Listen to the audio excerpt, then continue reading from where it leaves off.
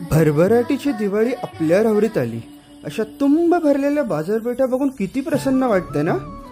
आपल्याला प्रश्न पडतो की या पूजेच्या गोष्टीमध्ये काय लॉजिक असेल बरं. खरं तर प्रत्येक वस्तूमध्ये, प्रत्येक रूढी परंपरेमध्ये खूप काही रहस्य व विज्ञान दडलेलं आहे.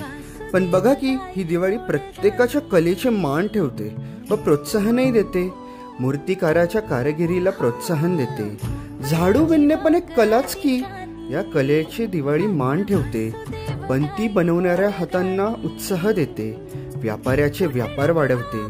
सोनाराच्या कलेला प्रोत्साहन देते. हलवायाच्या मिठायामध्ये गोडवा आणते.